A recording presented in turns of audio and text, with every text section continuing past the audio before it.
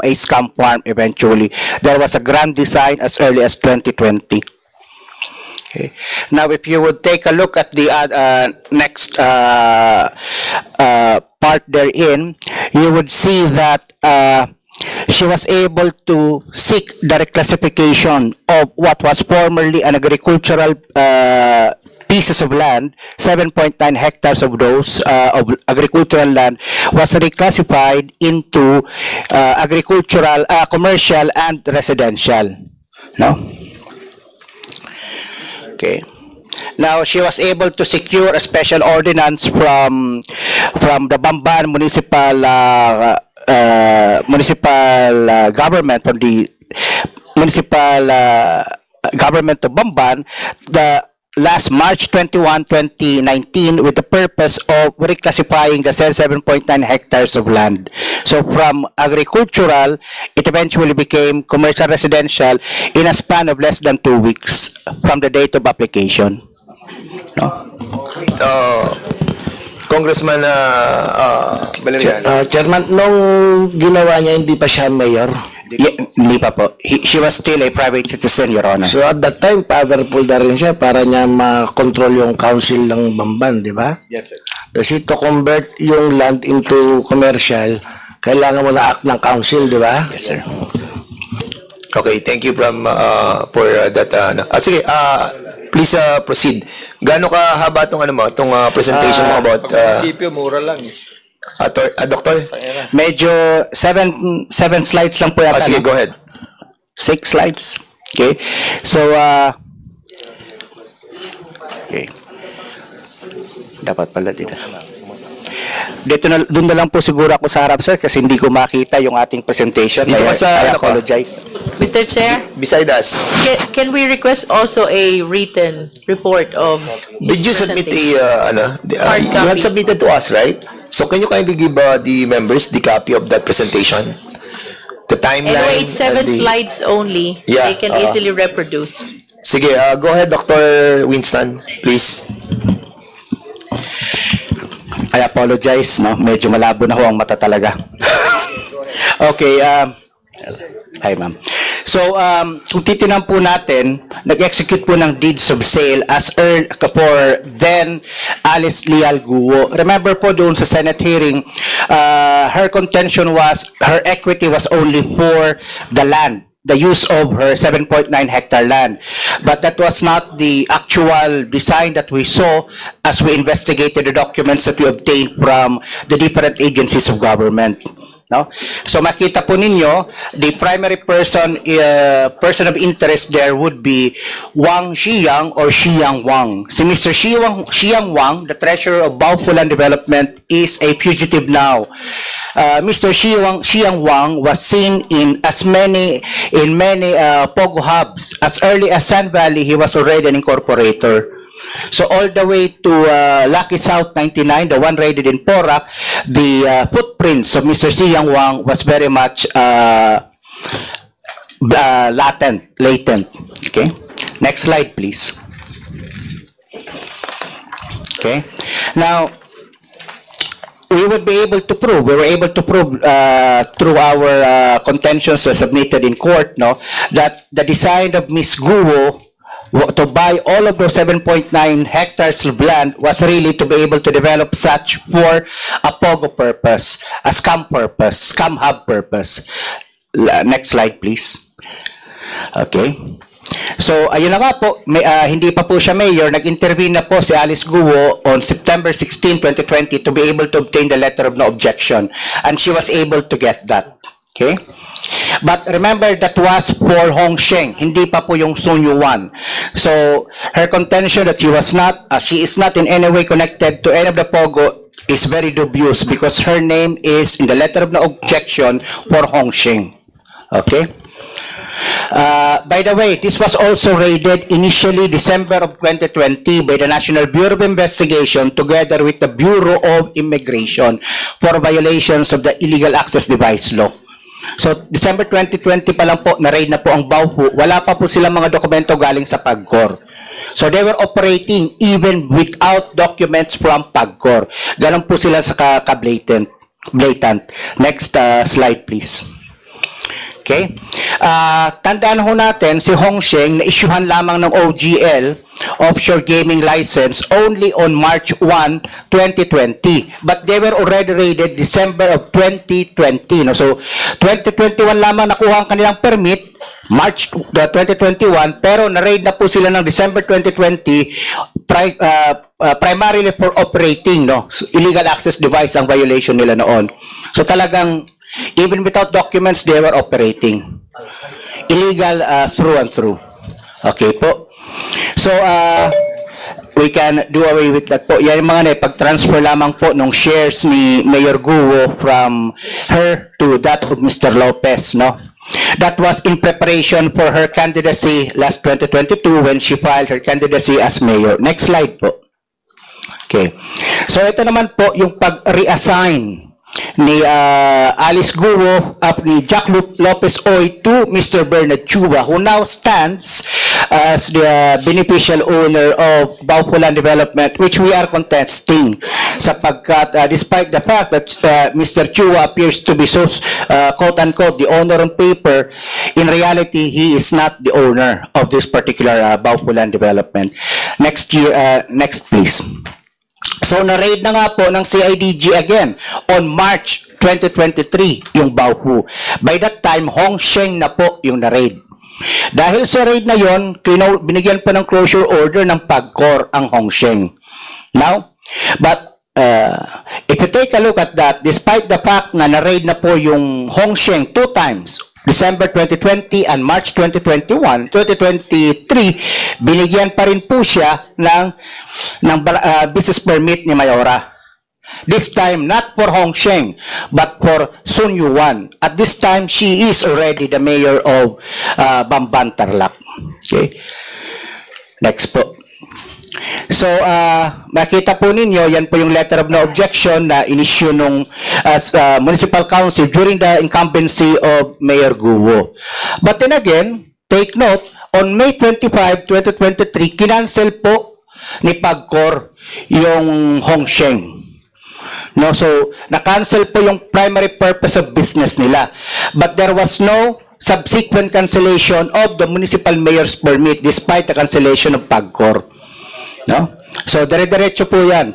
Inisyuhan pa po niya ng business permit despite the fact na wala pong Bureau of Fire Protection inspection permit yung lugar na ito. No? So, tuloy-tuloy po at wala hong Certificate of Accreditation and Authority from PAGCOR. If they were to operate as an IGL/POGO, bakit pinayagan magkaroon ng permit? Wala na nga po silang lisensya magmula doon sa PAGCOR. Next po. Okay, so ito na nga po, nabigyan din sila eventually ng provisional lang, if I'm not mistaken. No? They were given a provisional license by PAGCOR that was valid supposedly up until 31 of December 2023. The same was extended up until February of 2024. Okay, pakibilisan po natin. Okay, then, na-raid na po natin siya sapagkat noong February 24, meron tayong Vietnamese national na nakatakas at nagpakita ng nagbigay ng kanyang testimonya na tinotorture po sila doon sa loob. By the way, with the indulgence of the committee, we have 5 foreign witnesses at the holding room together with 1 Filipino witness po, Mr. Chair. Actually, the inside, I allowed them to enter already. And as a matter of fact, medyo ano na ako doon kay Alice Go, that was discussed thoroughly in the Senate, and we don't want to focus on that anymore.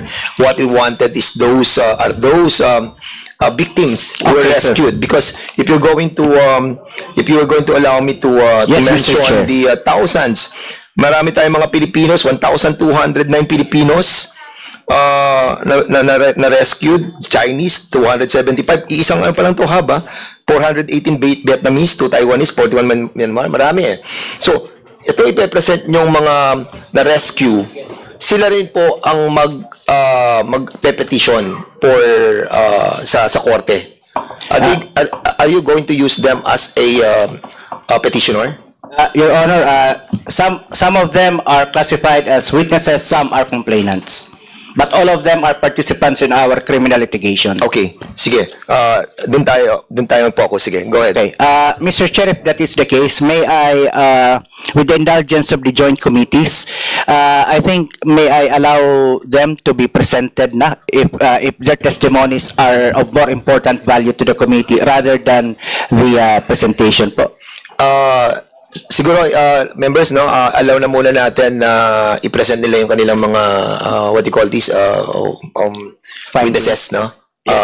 Para at least makita natin kung anong ginawa sa mga foreign nationals and for the international community as well, to realize that the Philippine government and this Congress is doing something on the complaints of their mga foreign nationals, dahil marami po tayo nadidinig that the Philippine government is not doing anything on those foreigners that are being rescued. But as a matter of fact, the direct intervention of the speaker who told us that we need to investigate this comprehensively. And that's the reason why we're doing this. Para sa ganun ay malaman po ng international community that we are doing our job in this country. Okay, Dr. Wilson, you can proceed.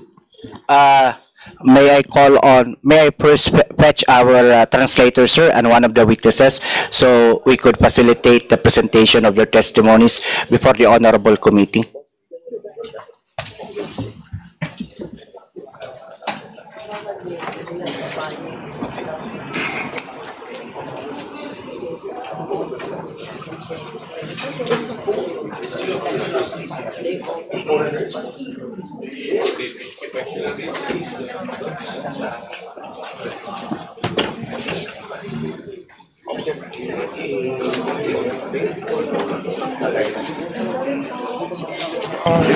Okay, we'll be asking the before we start with our isa sa mga witness, sabay-sabay na tayo. Patayin na lang muna dito yung mga witnesses, ano? Or yung mga rescued workers from China, Malaysia. I think there is also a Filipino here. Yes, sir. Meron, no? Yes, sir. So, Vietnam. Can you kindly stand up? Can you kindly stand up dito? I thank you. And the chair would like to acknowledge the presence of Congressman Joseph Jojo Lara from Cagayan. Thank you. Sir, welcome. Please stand up and Stand up, Mr. hindi naman po kayo mga akusado dito. I hope you understand my English. Kayo po ay mga rescued workers that this government will be protecting. Okay, Comsec, please take the oath. Acknowledge na yan. Right. Who is the translator? Sino po ang translator? Yes, ma'am. Who is the translator? Dylan, sir. Ay, what's your name, sir? Dylan, can you kindly tell them that they're going to take their oath? Okay. Because they will be testifying on the things that they have encountered on the working station in the different part of this country. Yes. Okay naman. Say it again on mic. Camera.你看没 ？Hello， 就是等一下现在是做一个宣誓嘛，然后待会还会就是访问我们，就是说在里面就是经过，就是我们工作受到怎么样的对待或者怎么样的，就给他们讲解一下。Dylan, please follow the statement of our COMSEC on taking their oath, no? Okay. You are not rescued. Rescued. Rescued ka din. So you take your oath as well. Okay. Okay, please put your right hand. Okay, sir. And then you follow her Okay. on her English statement. Then you translate it in Chinese. Okay, sure. Do you swear? OK， 我宣誓，就是 Please state your name. my name's Dan。OK， 就是名字，就说一下名字。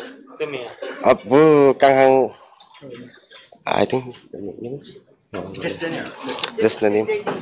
就是刚刚你们的名字嘛，那 John 还有 Nick 还有Mr. Chair, I think for they are under protective custody, I believe. So I don't think it's necessary for them to mention their All names right. for Okay. Go. security purposes. Just proceed without stating the name. OK， Do you swear to tell the truth, 就是你宣誓就是发誓，对吧？ the whole truth, 全部都是属实的，Yeah， and nothing but the truth? 就是没有说说谎，就是说说的东西都是属实的哦。 In this investigation. 在这个讲座会上。 Thank you. Please take your seat. Dailan, tell them that we are doing this to protect them and also to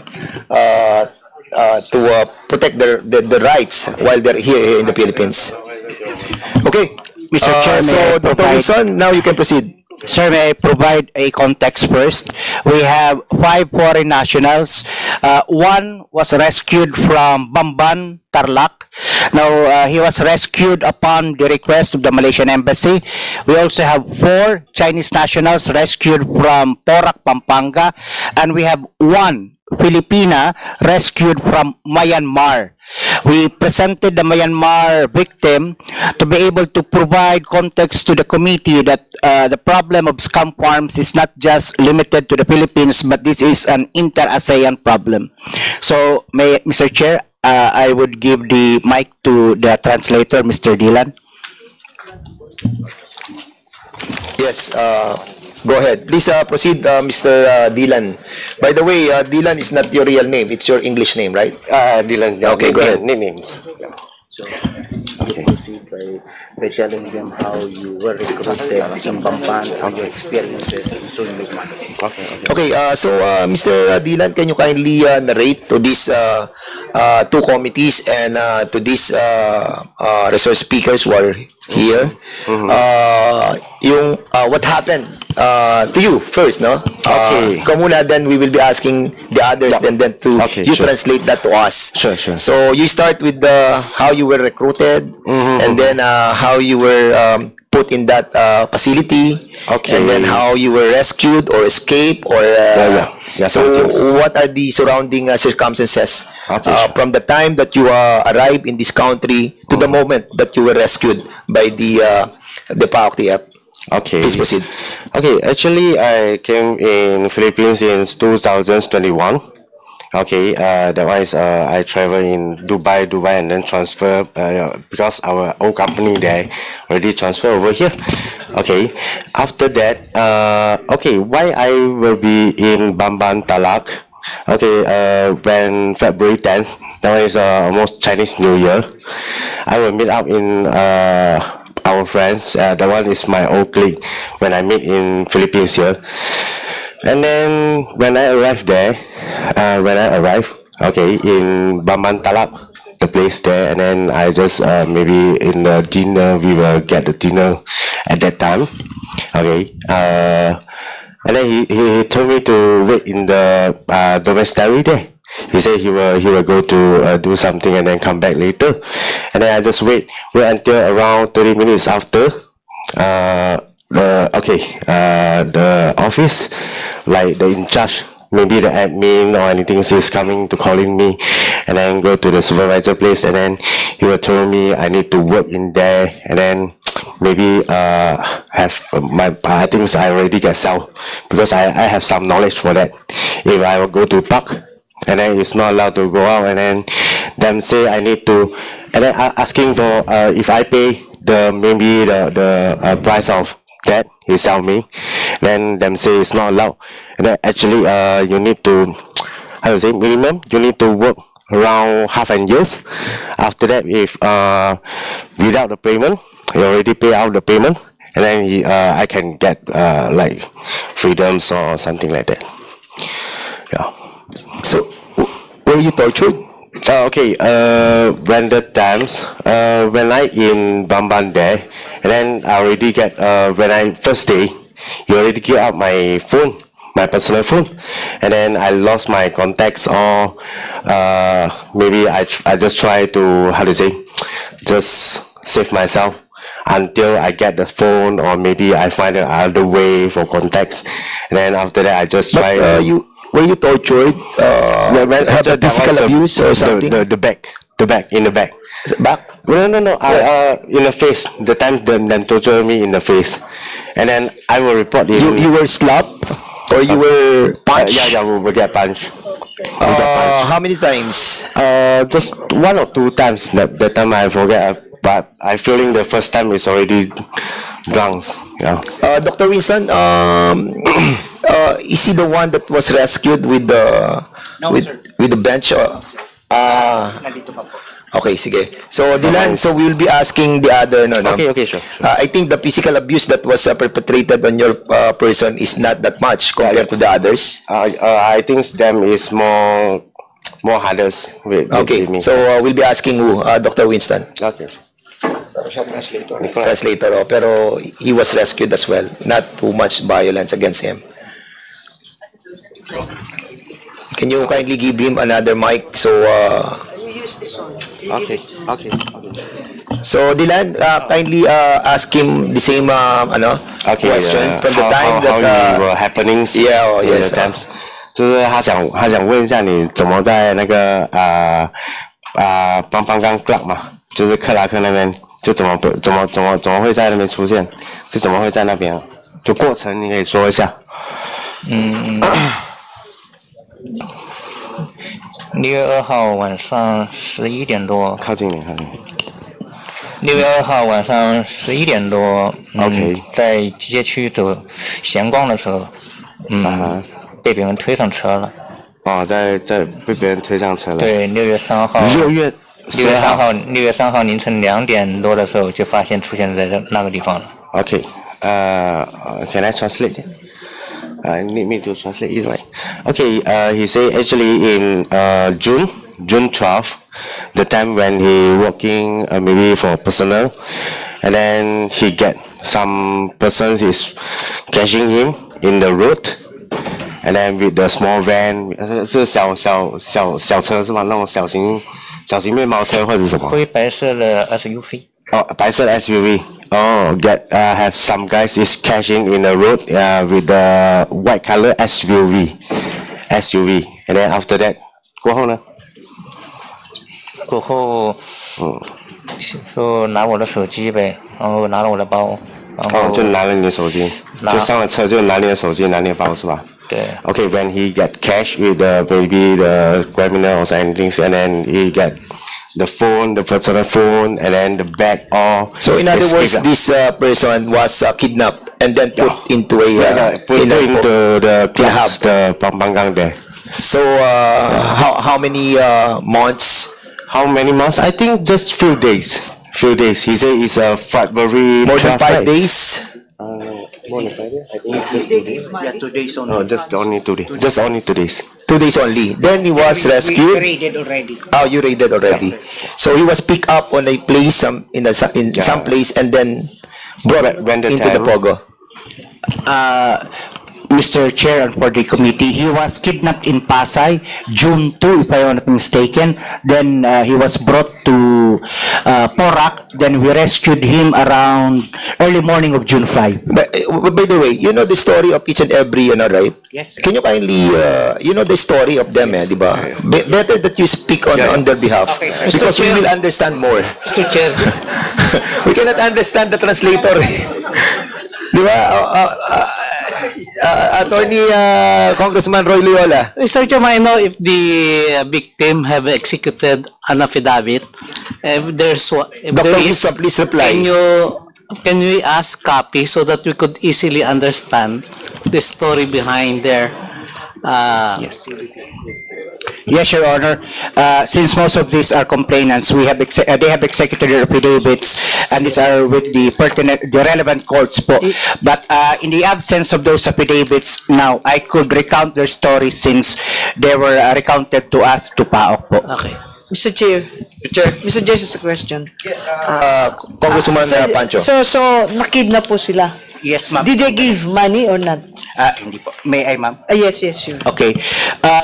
Dylan, as he was telling his story po, he was sold po. Binenta siya doon sa Sunyuan sa Baupu. Ang nagbenta po sa kanya, barkada pa po niya. Ang sabi sa kanya ng barkada niya, kakain lang tayo doon sa Baupu kasi Chinese New Year po yun. Pero ang nangyari po, binenta po siya sa halagang 300,000. Pero hindi po niya alam.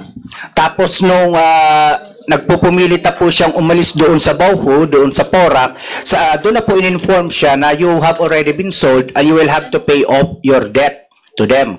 Kinuha po yung kanyang cellphone, tapos yun nga po, sinabihan na po siya na kung kaya mong mabayaran within 6 months, makakalabas ka po. Pero may mga pagkakataon ho kasi na umaalma yung ating witness, kaya siya po'y nabubugbog.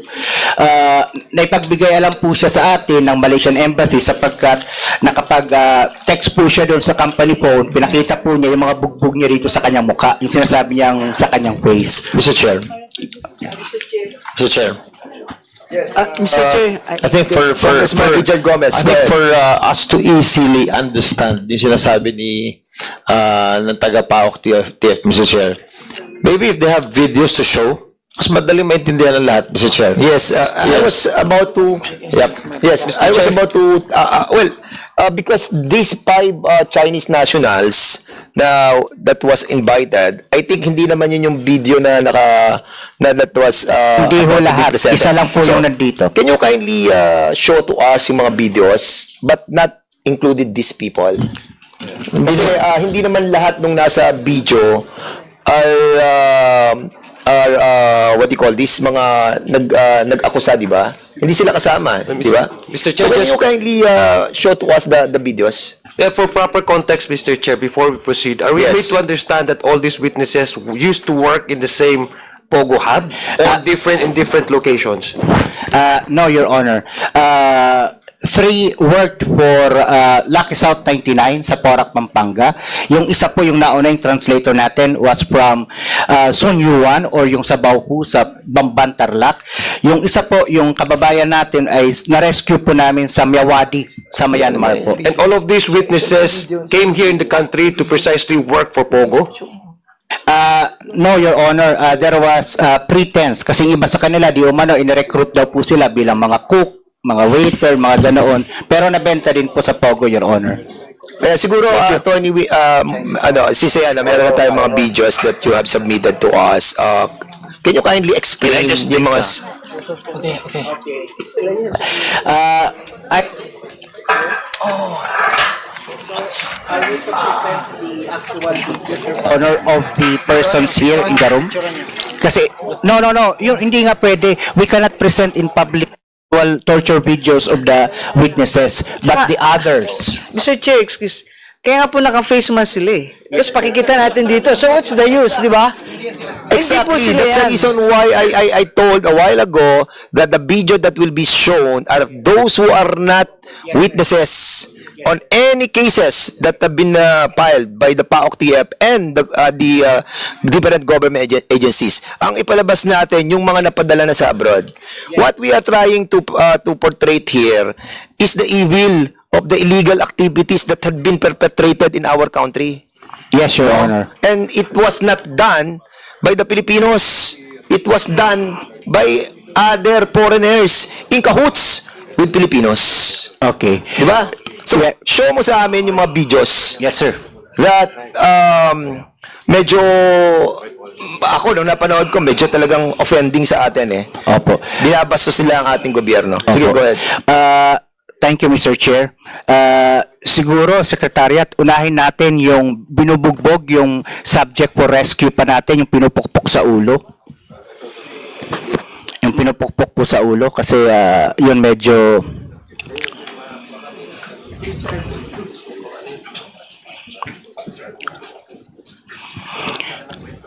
Ito pong unang video nung pinupukpok sa ulo, na-rescue na po ito, nakatakas na po ito, tinatago na po natin ito, and we're hoping to be able to create a story, to be able to depict his actual story, and hopefully maging subject din po ito ng operation. Mr. Chair, while waiting, Ito po siya. So, lalaki po ito. Siya po ay pinagpupukpok dahil allegedly siya po ay nakatakas dun sa Lucky South 99.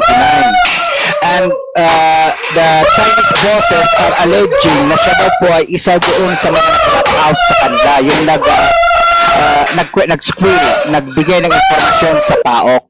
Hindi naman po totoo. In all honesty, hindi po siya ang nagbigay sa amin ng impormasyon. So yun po yung konteksto ng torture video na yon. Next po, yung babae po. Ay. Hindi, I suppose, Dr. Winston, marami kang video ng torture eh. Will grant you that na maraming torture na nangyari and everything. Ewan ko kung gusto mong makita pa lahat yung torture. Ang tanong ko muna, can you, with regards to these four male witnesses that are present, how did they enter our country? Mailagay natin paano napunta sa Pogo eh. Opo. Chinek po namin yung entry visas po ng itong mga foreign victims po natin. Kadalasan ho sa kanila na dumarating po bilang tourist po yung kanilang visa. Then pag nandito na po sila sa Pilipinas, they convert their visas into 9G or yung working visa. Sa pakikipagtulungan po namin sa immigration, Your Honors, nakikita po namin na yung actual visas po nila ay hindi po doon sa actual na Pogo na pinagtatrabahuan po nila. So, ibang kumpanya ang nakalagay doon sa kanilang working visa. Yun po ang kadalasan nakikita natin sa mga rates natin, Mr. Chair. So, actually, hindi sila dumaan sa PAGCOR eh. Or yung kung ano man yung company na supposed to be applicant ng PAGCOR. Illegal yan, illegal. Diba? Dahil paano nila ipapacilitate o bibigyan ng AER, Alien Employment Permit, kung pumasok sila as tourist, then nagpapakonvert na lang bigla. Dahil pag mag-expire na yung binigay na visa natin dito. Mr. Chair, nakikipag-ugnayan nga po kami sa PAGCOR sapagkat nakikita namin nila Attorney Jessa na karamihan sa kanila wala ho talaga mga OGL, di ho ba ma'am? Pag nare-raid na po namin, saka lang namin nakikita na yung declaration po nila, halimbawa, may declaration silang 30 na may OGL o yung online gaming employee license, 30 yung actual na declare, for example, pero ma-rescue po natin 300 to 800. Kasi ang misconception namin, dinadala sila in groups to work as Pogo operators dito. Dadalhin sila sa hub. I-apply sila in batches para mabigyan ng visa. Ito kasi iba yung manner of entry nila, manner of how they were hired or paano ipinasok do sa ganung Mr. Chair, allow me to provide proper context po. Yes, thank you. Thank you, Mr. Chair, for that question. Actually po, yung influx ng mga Chinese nationals working in Pogos started as early as 2017 to 2019. The peak was on 2019. Ano po yung phenomenon na meron tayo dito? This was the time na meron tayong visa upon arrival, specifically for the Chinese nationals. Yung mga visa sa pan-arrival po na yon, sa aming pag-aaral, nakita po namin, nagkaroon ng mga bultuhang conversions po, Mr. Chair. So, pasok po muna sila rito bilang mga turista, grupo-grupo po ang mga yan, pero later on, ang kanilang primary purpose po talaga, hindi maging turista, kundi pumasok po sa Pogo industry. Kaya lang, Mr. Chair, ang naging problema nga po, pag nandun na po sila, grupo-grupong kino-convert yung kanilang tourist visas into working visas, pero fraudulent po yung mga kumpanya na kung saan nakapangalan po yung mga working visas po na yon. So meaning to say, Mr. Chair, most of the people that we find working in Pogos have been here for a number of years. Kagabi nga po, may nakausap ako, 3, 5, 6, 7, 8, 10 years po sila sa Pilipinas na. Wow. Okay. Wala tayong dole representative. No, Mr. Chair. Wait. We just have to finish yung videos. 5 na lang ata yun. I just wanted to present the evil of these illegal activities that was perpetrated. Isa pa lang yung nakita natin what this what this chairman this representation wanted is ma-establish lang muna natin yung evil nung ginawang illegal activity na yon. At basically we need to see this, no? So siguro doon muna tayo and then we will be presenting siguro kasi meron atang isang Pilipino dito. Yes, sir. Meron isang Pilipino dito, so siya yung ating pakinggan para makita natin kung anong ginawa sa kanya. Sige, go ahead. Secretariat, yung sa babae po ba yung kasunod? Okay. Sige, tingnan po natin yung next torture. Ayan nga po, Yan din po ay napagkamalan din po na di umano ay isa sa mga nagbigay sa amin ng impormasyon doon sa Lucky South. Nagtangka po yung tumakas, nahuli po dahil sa nahuli nga po siya. Ayan, ang kaparusahan po lagi talaga ay todo-todong pambubugbog o torture po. Next po.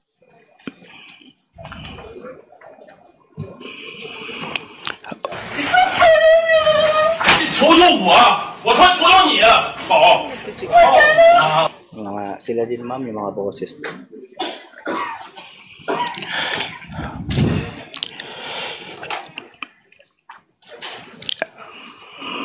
Inviting yung Filipino witness here, and afterwards we will be asking her ba? Babae ba siya? Yes, sir. Okay. Yes, sir. Sige. Next, please.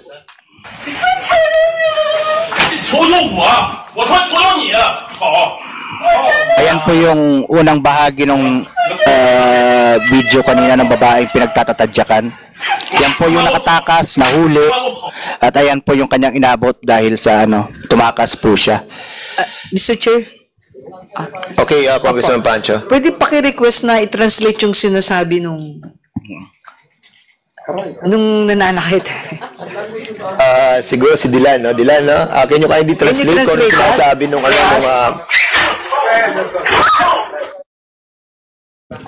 At saka sino yung nagtitake po ng video na yun?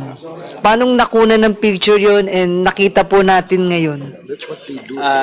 They document. Yeah, yung iba binibigay sa amin.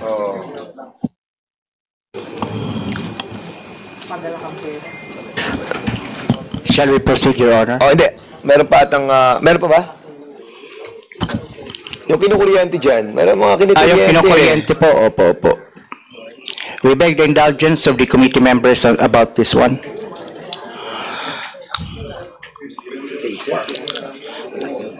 Yan po yung purpose ng mga nakikita nating electric tasers sa mga nare-raid nating mga pogo hubs, mga scam farms po na tinatawag. Okay. Sige po.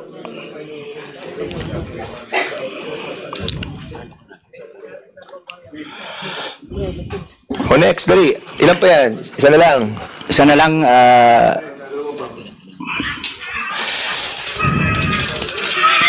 Ito muna, ano yan? Sige, next. Next. Last po.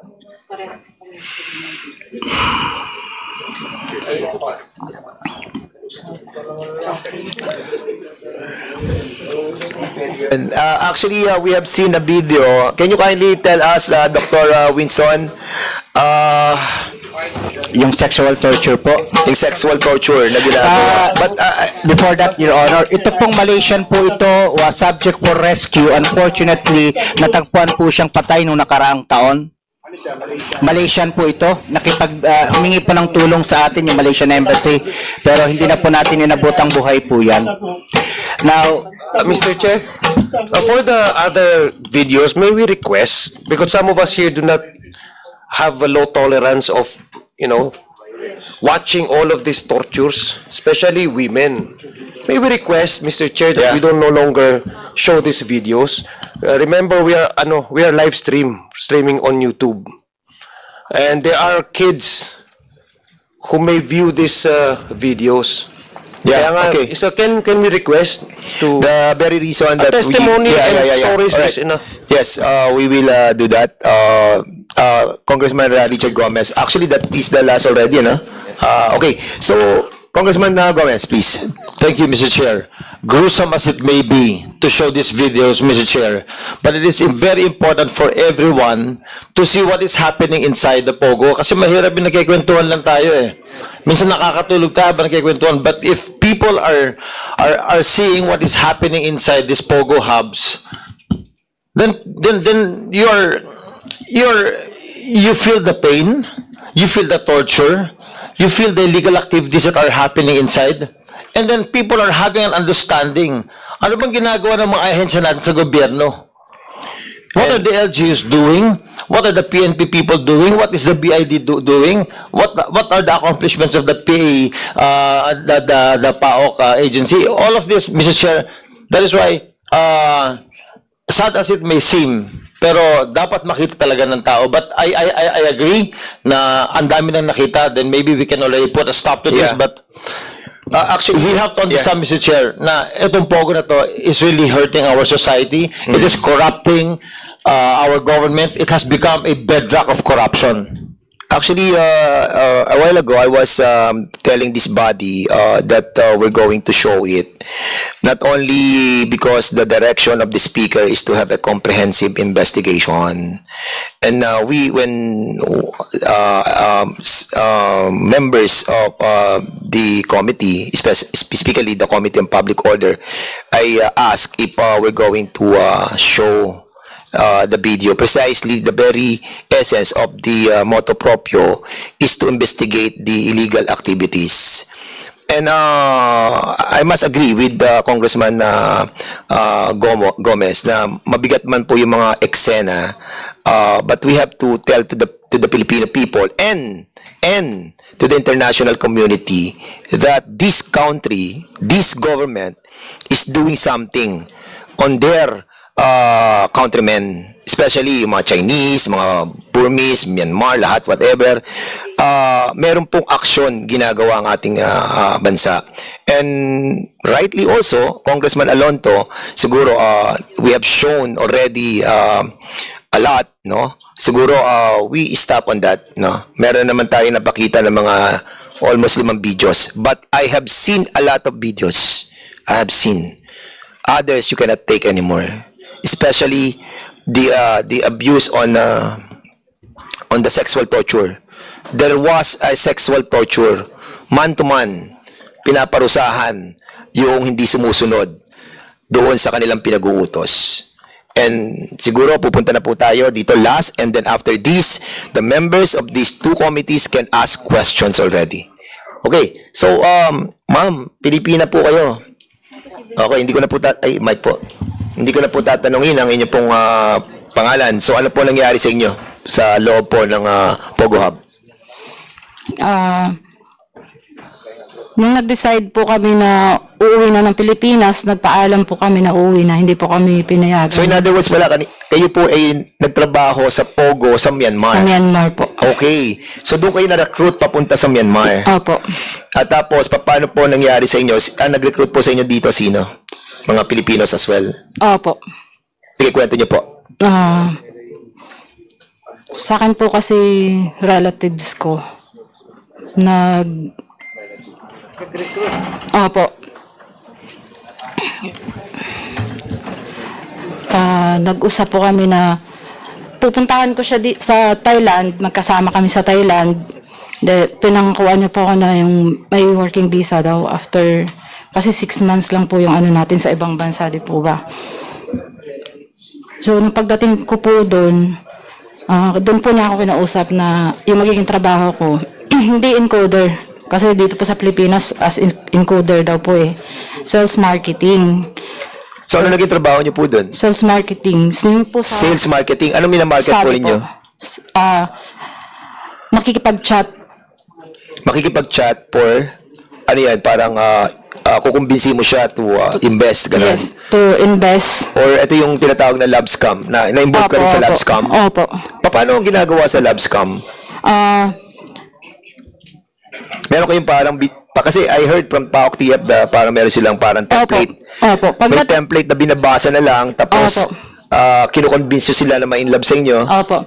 Pagdating mo po doon, may papabasa po sila sa iyo na mga script kung paano ka makipag-chat, kung paano ka makikipag-usap sa mga client na mayayaman. Okay. Tapos, syempre po, getting to know each other, sabihin mo po kung papakilala ka, as dun po sa model mo na napili. Tapos magpapanggap po na mayaman ka, lahat isi-share mo yung kung anong yaman ka. Tapos dun, pag napa-inlove mo na siya, dun mo na po siya i-convince na... Pero may tatanong ako sa iyo, kasi it was told sa akin that doon sa hub, ando na yung mga meron kayong parang template na rin na may restaurant, merong Opo. gym. Kumbaga, pakikita mo doon sa na-labs ka mo na nag-gym ka, o kaya kumakain ka sa restaurant, o kaya nasa swimming pool ka, Opo. o kaya nasa kama ka. Lahat po. So, lahat yung parang studio. Opo. Na kung saan, pupunta ka na lang doon para makumbinsi mo yung may scam mo para mag-invest sa'yo. Opo. May model din po kami. Iba po yung nakikipag-usap. So, yung mga model, pinakikita nyo sa video chat or pinakikita nyo lamang sa picture? Pag makikipag-usap na po. So may mga model din kayo na mga na nandun din sa hub na magagandang babae. Meron po silang computer na yung kausap po nila dun na model namin, iba po yung magiging sa computer. Kung ano po yung napili mong model sa Instagram. May computer po sila na gano'n. Ay, ang galing, ano? Opo. Okay, so yun yung lab scam. Opo. At yung investment scam, pag nakuha naman na sila ng pera, Pag na-painlove mo na po siya, syempre po makakukonvince siya na mag-invest sa cryptocurrency. oo. So may Bitcoin. Opo. Through cryptocurrency po. Okay, so yun ang ginagawa mo. Opo, ako po yung nakikipag-chat, nakikipag-usap sa kanya. So, pag nakausap ko na siya, na pa-inlove ko na siya, kakausapin ko po yung model, makikipag-video call siya. Okay. Yung paano ka tinorture? Nung na po, 6 months, dapat po magpapaalam na po ako kasi nagkasakit din po ako doon. Na-torture ka ba? Opo. Ako po yung sa babae na pinaka-na-torture po doon. Okay. Opo, nung nagpaalam na po kami, nag-decide na umuwi, syempre hindi po sila papayag kasi kung uuwi kayo, magbabayad kayo ng 7,000 USD. Okay. Sige, anyway, you will be asked by the members of this committee. So we will be proceeding next to the dito muna po kayo baka may tanong po mga members. So we'll be starting with the interpellators. Unahin po natin ang ating pong minority. As I've said a while ago, minority, then majority, minority, majority. Unahin po natin, the chair would like to recognize Congresswoman, Congressman Franz Castro. You are recognized.